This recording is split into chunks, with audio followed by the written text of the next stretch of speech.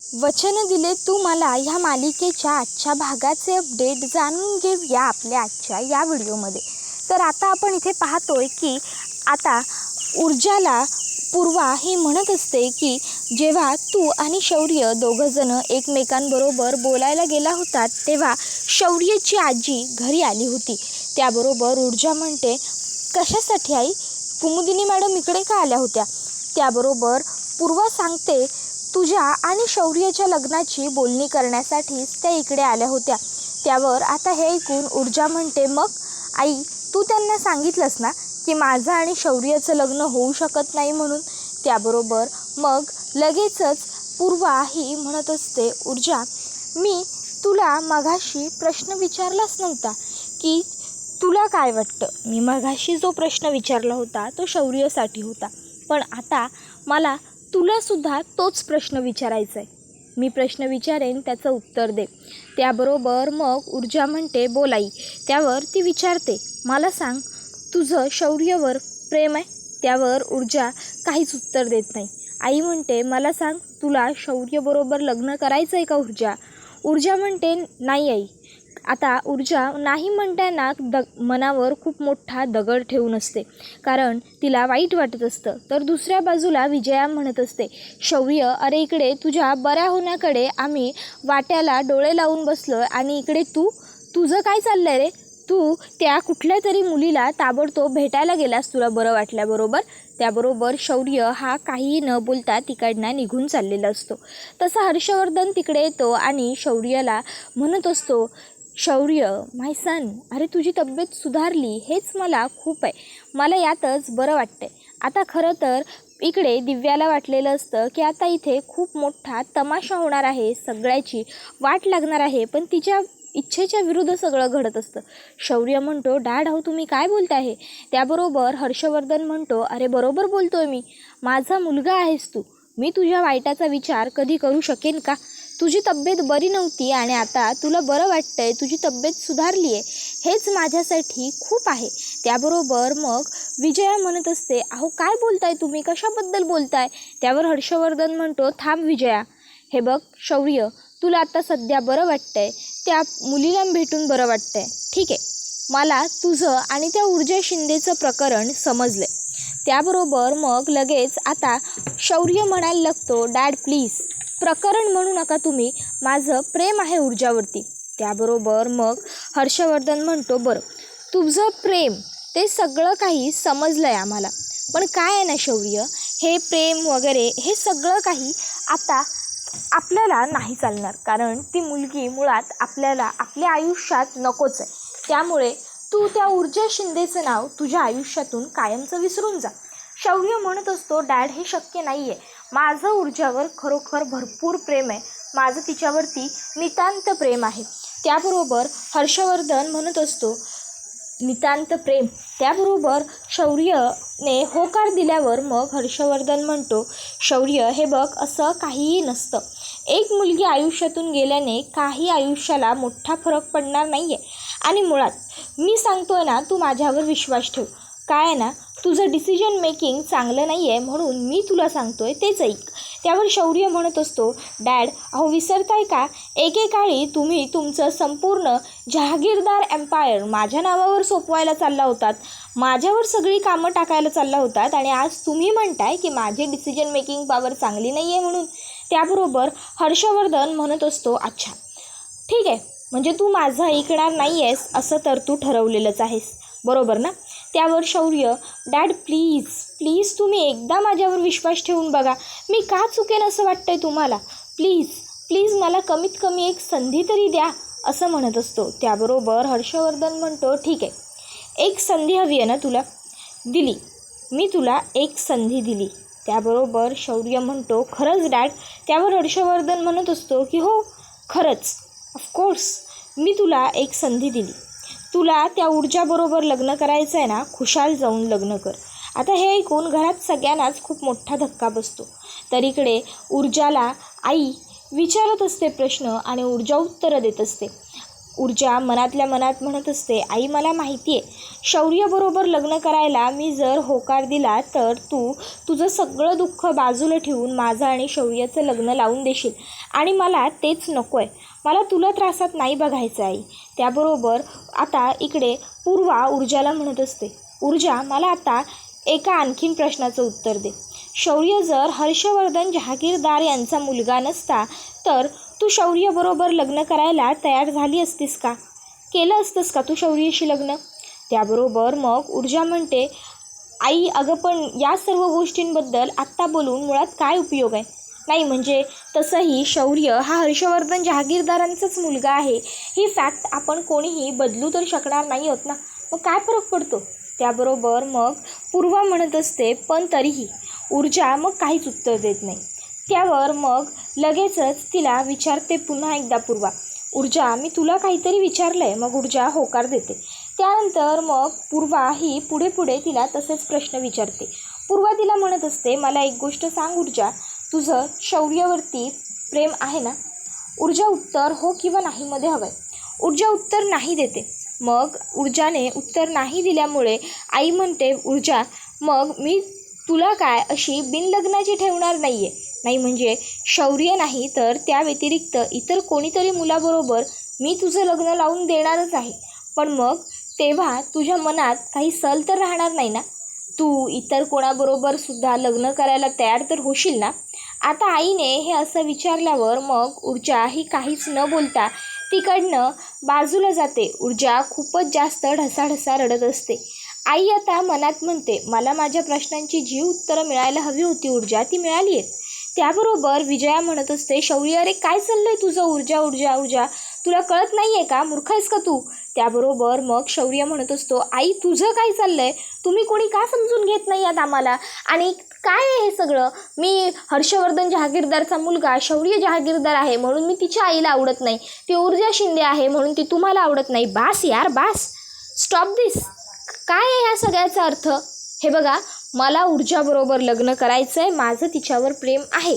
समजलं का तुम्हाला सगळ्यांना? त्यावर विजया म्हणत असते की शौर्य अरे बास, काय बोलतोयस हे? त्याबरोबर शौर्य म्हणतो, मी बरोबर बोलतोय आई. त्यावर हर्षवर्धन म्हणतो, ठीक आहे. त्याबरोबर आता सगळेजण त्यांच्याकडे बघायला लागतात. तर हर्षवर्धन हा शौर्याला म्हणत असतो की ठीक आहे शौर्य, तुझं प्रेम आहे ना ऊर्जावर? ठीक आहे, लग्न करायचं आहे ना तिच्याशी? कर.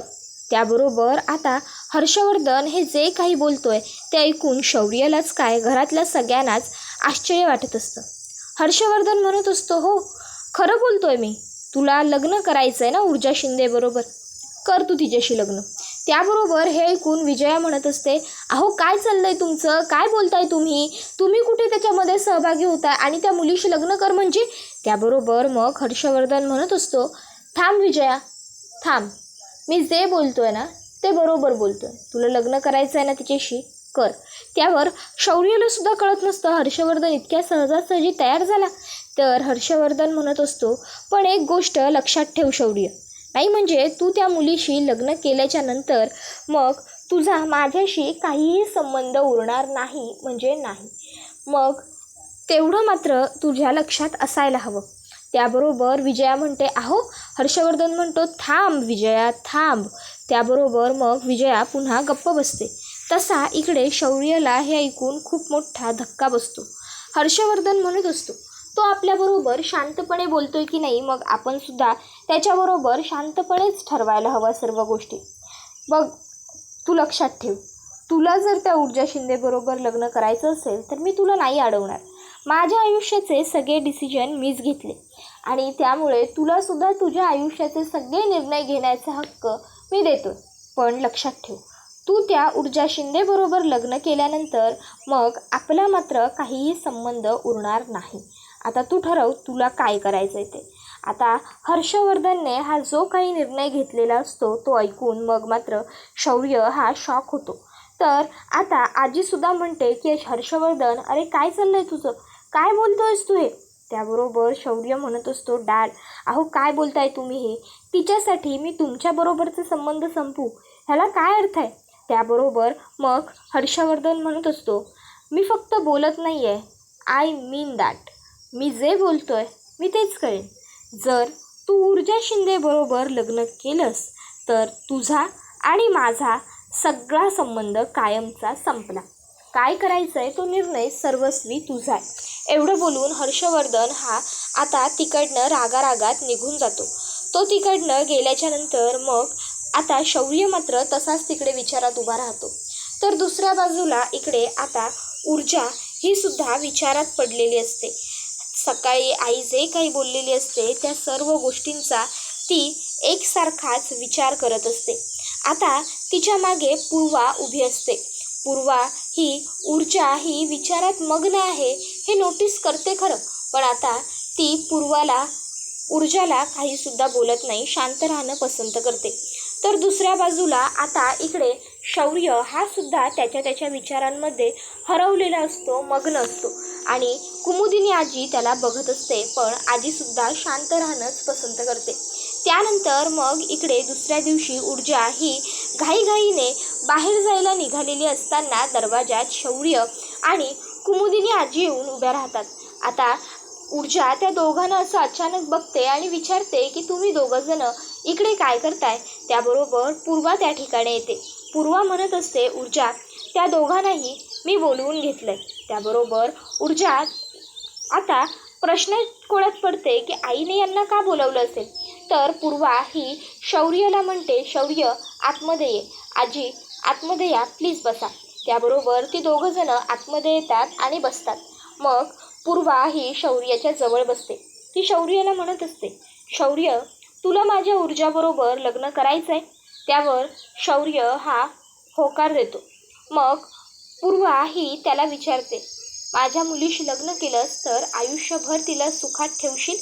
त्याबरोबर शौर्य हा हसत हसत ऊर्जाकडे बघतो आणि म्हणत असतो, हो अर्थात माझं ऊर्जावर खूप प्रेम आहे. मी ऊर्जाशी लग्न केलं तर मी तिला कायम सुखात खुश आणि आनंदातच ठेवेन. त्याबरोबर हे ऐकून आता पूर्वाला खूप जास्त बरं वाटतं. मग पूर्वा ही उठून उभी राहते आणि शौर्याला ऊर्जाच्या हातात हात देत विचारते, वचन देशील. तसा शौर्य ऊर्जाच्या हातावरती हात ठेवतो आणि वचन देतो, ऊर्जा मी आयुष्यभर सुखात ठेवेन तुला, आयुष्यभर साथ देईन तुझी, वचन दिले मी तुला. त्याबरोबर दुसऱ्या बाजूला इकडे आता ऊर्जा ही सुद्धा खूप खुश असते. त्याबरोबर पूर्वा ही म्हणायला लागते, आता वचन दिलं आहे तर पूर्ण कर शौर्य, आयुष्यभर माझ्या ऊर्जाची साथ दे, आयुष्यभर तिला असंच जग, तिला असंच सांभाळ. त्याबरोबर हे ऐकून ऊर्जा आणि शौर्य दोघंही खूपच खुश होऊन जातात, कारण की आता दोघंही आयुष्यभर एकत्र राहणार असतात ना. मग आता पूर्वा ही म्हणत असते, ऊर्जा तयार आहेस ना. ऊर्जा लगेच आईला घट्ट मिठी मारते आणि मग पूर्वा ही ऊर्जाचे डोळे पुसते व ऊर्जाला म्हणत असते, ऊर्जा तू काहीही चुकीचं करत नाहीयेस, तू जे करतेस ते बरोबर आहे, योग्य आहे. त्याबरोबर मग त्या ठिकाणी आता कुमुदिनी आजी ही लगेच म्हणते, पण मग आपल्याला आता काही करायला लागेल, आपल्याला लवकरात लवकर ह्यांचं लग्न लावून द्यावं लागेल, नाही म्हणजे आपल्याला उशीर करून चालणार नाही. पूर्वा म्हणते, पण का. त्याबरोबर लगेचच कुमुदिनी म्हणते, या केसच्या हिअरिंग आधीच आपल्याला हे करायला हवं. त्याबरोबर मग ऊर्जा म्हणते, पण इतकी घाई काय आहे, नाही म्हणजे हिअरिंग होऊन जाऊ देत ना. त्याबरोबर मग लगेच कुमुदिनी म्हणते, नाही नको. कुमुदिनी सांगते, अगं ऊर्जा असं कसं विसरू शकतेस तू, हे हर्षवर्धनचं पहिलं केस नाही आहे, तुझं पहिलं केस आहे. त्यामुळे हर्षवर्धनला अशा एका दिवसात कितीतरी केस फेकून द्यायची सहज सवय आहे. त्यामुळे तो काहीही करू शकतो आणि म्हणूनच आपल्याला रिस्क घेऊन चालणार नाही. आपल्याला लग्न ह्या 2 दिवसात हिअरिंगच्या आधीच उरकायला हवं. त्याबरोबर मग पूर्वा म्हणते, अगं पण मग सगळी तयारी कशी होणार ऊर्जा, कसं करायचं सगळं आपण. इतक्यात तिकडनं त्यांच्या शेजारच्या काकू येतात आणि त्या काकू म्हणत असतात की अगं काळजी कशाला करतेस तू, काय गरज आहे तुला टेन्शन घ्यायची, आपण आहोत ना सगळे, मग चाळीतली माणसं कामी कशी पडणार. त्याबरोबर मग पूर्वा हसते. त्याबरोबर त्या काकू म्हणत असतात, खरं तर म्हणजे मी शौर्याला भेटायला येणार होते, पण शौर्यला भेटायला येताना इकडे तुमचं हे बोलणं ऐकलं, म्हणजे काय मुद्दामून नाही ऐकलंय बाई, कपडे वाळत घालू केलं होतंय, कपडे वाळत घालता घालता चुकून ऐकलंय. पण काळजी करा नको, आता आपण सगळे आहोत ना, मग आपल्या शौर्य आणि ऊर्जाच्या लग्नाची तयारी अगदी जोमात करू. आणि तसं पण शौर्य आणि ऊर्जा दोघांनाही एकमेकांपेक्षा उत्तम जोडीदार काय घावणार नाही. त्यामुळे आता जोमाने तयारीला लागू आणि चांगली तयारी करू आणि दोघांचं लग्न थाटामाटात लावून देऊ. मला तर खूप खूप आनंद झाला आहे. तुमची जोडी ना लाखात एक दिसेल खरंच. असं सगळं कौतुक आता ती करू लागते. मग आता त्या काकू सगळ्या गल्लीतच ओरडत चाललेल्या असतात की ऊर्जा आणि शौर्याचं लग्न ठरलं. ऊर्जा आणि शौर्य दोघंही खूप खुश असतात. दोघं एकमेकांकडे आनंदाने बघत असतात. तर दुसऱ्या बाजूला इकडे हर्षवर्धन हा फोनवर बोलत असतो. शौर्याला नक्की कुणी मारहाण केली होती? तुमच्या बाकीच्या सर्व ज्या काही केस आहेत त्या मागे टाका, पण पहिलं मी सांगितलेलं काम झालं पाहिजे. हातपाय हलवा, या केसच्या मुळापर्यंत मला पोहोचायचं आहे. समजलं ना? मला अजिबातच रिस्क नको आहे. शौर्यावरती हल्ला करणारी ती लोकं कोण होती, तो सगळा काय प्रकार होता, ह्या सर्व गोष्टी मला ताबडतोब ह्या केसच्या हिअरिंग आधी हव्या आहेत. समजलं? एवढं बोलून मग लगेचच हर्षवर्धन फोन ठेवतो. इतक्यात त्या ठिकाणी कुमुदिनी आजी आलेली असते. कुमुदिनी आजी घरात येऊन सगळ्यांना हाका मारते. आदित्य, तीर्था, दिव्या सगळ्यांनी बाहेर या. त्याबरोबर सगळेजण येतात. विजया म्हणते, काय झालं, का आम्हाला हाका मारून मारून बोलवताय? त्यावर कुमुदिनी सांगत असते की मला तुम्हा सगळ्यांना ही गोष्ट सांगायची आहे की मी शौर्याच्या लग्नाची बोलणी करून आली आहे. अर्थात ऊर्जाच्याच घरी जाऊन मी लग्नाची बोलणी केली आहे. त्याबरोबर हे ऐकून कुमुदिनीला विजया म्हणते, काय लग्नाची बोलणी? आमच्या मुलाचं लग्न ठरवलं तुम्ही आणि आम्हाला आत्ता येऊन सांगताय? त्याबरोबर कुमुदिनी ही म्हणत असते, विजया, मी शौर्याच्या मनाप्रमाणे सगळं काही करत आहे. मी काहीही चुकीचं करत नाही आहे. कुमुदिनी म्हणत असते, मी विचारपूर्वक निर्णय घेते. त्याबरोबर मग विजया म्हणते, अहो पण तुम्ही आम्हाला विचारायला तर हवं होतं. तुम्ही आमच्या मुलाचं लग्न असं परस्पर कसं ठरवू शकता? हर्षवर्धन म्हणतो, थांब विजया. विजया म्हणते, अहो कशी थांबू? बघताय ना तुम्ही यांनी काय केलंय ते. यांनी आपल्या मुलाचं लग्न परस्पर ठरवलंय आणि तुम्ही वरून मला थांब म्हणताय. अहो या असं कसं काय वागू शकतात? आपल्या शौर्याचं लग्न यांनी कसं ठरवलं? हर्षवर्धन म्हणतो, विजया मी तुला थांब म्हटलं ना, थांब. आणि मग आता हर्षवर्धन हा लगेचच तिकडे कुमुदिनीला म्हणतो, ठरवलंत ना शौर्याचं लग्न? ठीक आहे, काही हरकत नाही. पण मी माझा निर्णय शौर्याला आधीच सांगितला, माझी अट सांगितली आहे. त्यामुळे आता काय निर्णय घ्यायचा हे पूर्णपणे त्याच्यावर अवलंबून. तर इकडे शौर्य आणि ऊर्जा त्यांच्या नेहमीच्या जागी भेटतात. शौर्य ऊर्जाला म्हणत असतो, ऊर्जा मी तुला इथे भेटायला बोलवलं कारण आजची ही आपली शेवटची भेट आहे ना. आता शेवटची भेट हे ऐकून ऊर्जा प्रश्नचकित होते आणि ती म्हणते, काय शेवटची भेट म्हणजे? शौर्य नेमकं असं का बोलतोयस तू? त्याबरोबर शौर्य ऊर्जाच्या गळ्यात दोन्ही हात टाकतो आणि म्हणत असतो, कारण उद्यापासून आपण दोघंही जण नवरा बायको होणार. त्यामुळे आपली ही आजची शौर्य जहागीरदार आणि ऊर्जा शिंदे म्हणून शेवटचीच भेट आहे ना. कळलं का? शेवटची भेट असं का म्हटलं ते? त्याबरोबर हे ऐकून ऊर्जा हसते. ऊर्जा शौर्याला म्हणत असते, शौर्य खरंच मला सुद्धा ना म्हणजे हे सगळं मी एखादं स्वप्नच पाहतेय असं वाटतंय. त्याबरोबर शौर्य ऊर्जाला चिमटा काढतो. आता शौर्याने चिमटा काढल्यावर ऊर्जा म्हणते, शौर्य अरे काय करतो असे? शौर्य म्हणतो, काही नाही, तुला चिमटा काढून तू स्वप्नात नाही तर खऱ्या आयुष्यात आहेस याची तुला जाणीव करून देतोय. आता शौर्याने हे जे काही केलेलं असतं त्यामुळे ऊर्जा हसते. शौर्य आणि ऊर्जा दोघंही खूप जास्त खुश असतात, आनंदात असतात. त्या दोघांनाही जे घडत असतं ते आवडत असतं. त्यानंतर मग आता शौर्य आणि ऊर्जाची हळद असते. इकडे आता जीवा हा म्हणत असतो, आता आपल्या शौर्याची ही उष्टी हळद ऊर्जा वहिनींपर्यंत पोहोचवण्याचं काम माझं.